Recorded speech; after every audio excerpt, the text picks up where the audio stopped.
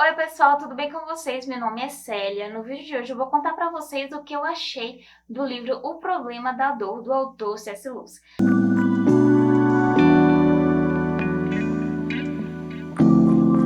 Se você ainda não é inscrito no canal, já se inscreve, ativa o sininho para receber todas as notificações.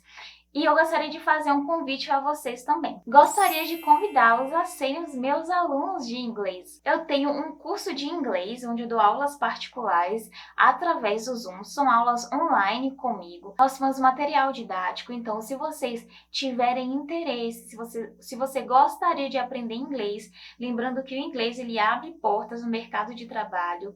Então se você gostaria de ter essa oportunidade de estudar inglês comigo, eu vou deixar aqui na descrição o link para que você possa entrar comigo e eu vou te explicar direitinho como funciona tudo, qual material didático que a gente utiliza. Então é isso, estou te aguardando ansiosamente para ser a sua English Teacher. Então vamos lá para o livro O Problema da Dor. O livro O Problema da Dor, do autor C.S. Lewis, você pode encontrar aí também como sendo O Problema do Sofrimento. Essa aqui é a edição publicada pela Thomas Nelson Brasil. Então, você pode encontrar como sendo O Problema do Sofrimento. Ele foi publicado originalmente, né, pela primeira vez, em 1940. Então, no capítulo 1, vamos falar brevemente sobre aqui cada capítulo. Começa respondendo a pergunta: por que você não acredita em Deus? Baseando-se ali numa resposta que ele daria quando ele não era cristão ainda. Ele encerra essa resposta e para dar o gancho na próxima, ele dá um gancho ali para a próxima pergunta, que é... Então a próxima pergunta foi: se o universo é tão mau, ou mesmo quase tão mau, como os seres humanos vieram atribuí-lo à atividade de um criador sábio e bom?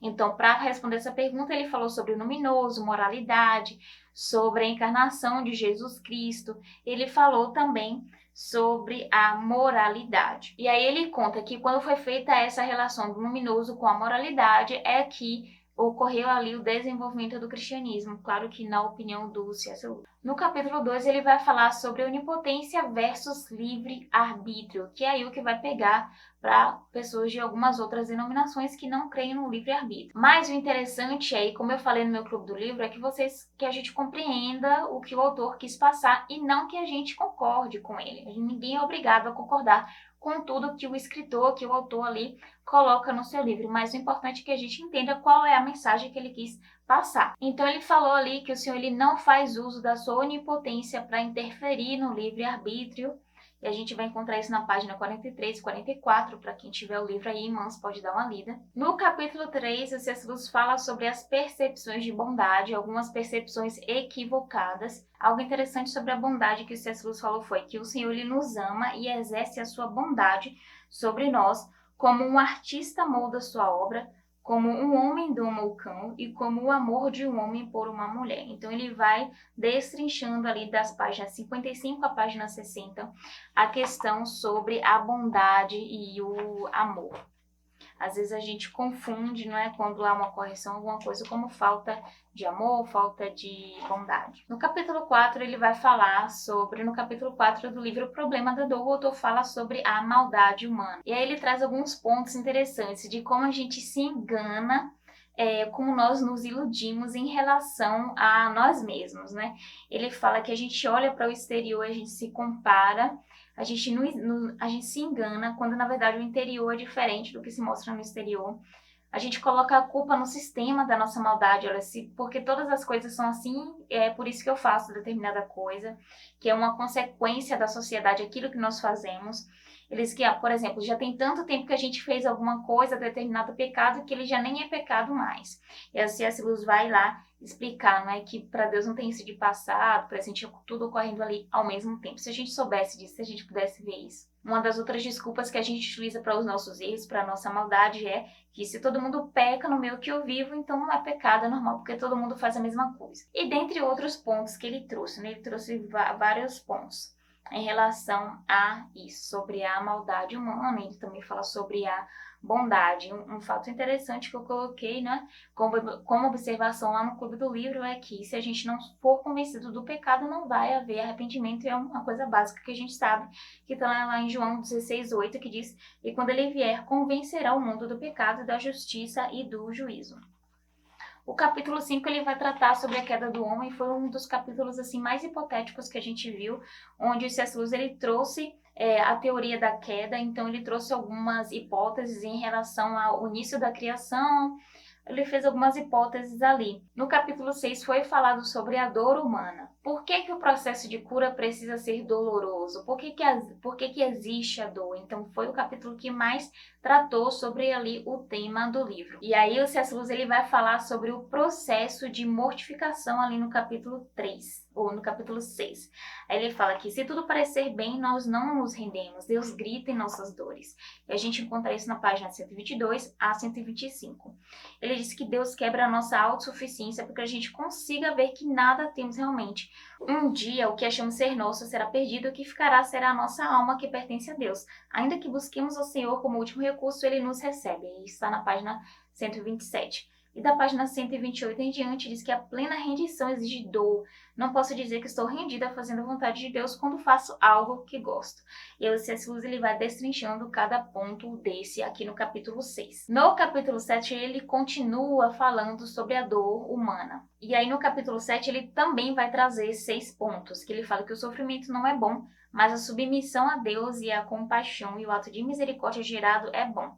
E se aceitarmos o trabalho do inimigo ao invés da obediência a Deus, nós teremos o salário do inimigo, ou seja...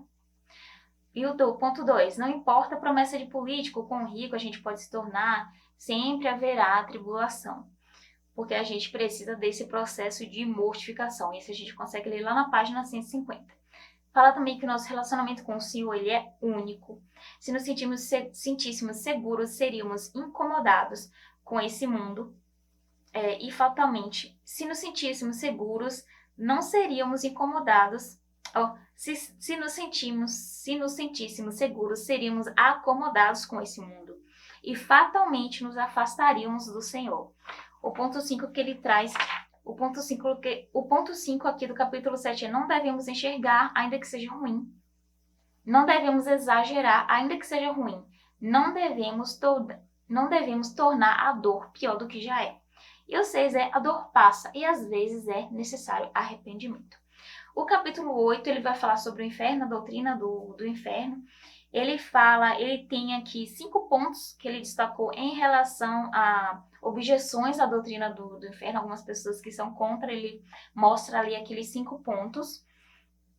No capítulo 9, ele vai falar sobre a dor animal, então ele vai falar sobre a questão de alma animal, o animal tem alma ou não tem alma, para quem gosta aí de pets, não é? E o capítulo 10 é o capítulo que vai falar sobre o céu. Então ele vai falar sobre o céu, sobre a glória futura, sobre a salvação em si. E para fechar aqui essas observações, eu vou citar Romanos 8:18, que diz: porque para mim tenho por certo que as aflições deste tempo presente não são para comparar com a glória que em nós há de ser revelada. Então foi um livro muito interessante que trouxe diversas discussões ali no Clube do Livro, diversos pensamentos. Algumas pessoas disseram eu concordo, outras disseram eu discordo. O interessante de um livro é esse, poder trazer esse debate, poder estimular a mente a pensar, a ser crítica. Então, esse é um fato interessante que eu gosto nas leituras do C.S. Lewis, que ele não dá ali mastigado, mas ele lança e faz com que a gente raciocine, com que a gente produza, com que nós possamos dar as nossas próprias opiniões.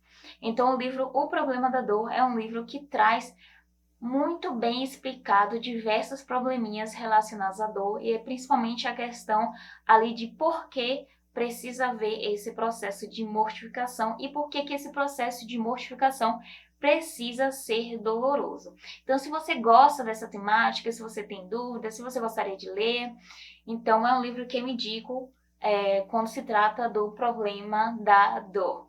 Eu espero que vocês tenham gostado do vídeo de hoje, e se você quiser participar do meu clube do livro, é só se inscrever aqui no link que está na descrição. Obrigada por assistir até aqui e eu te vejo no próximo vídeo. Tchau!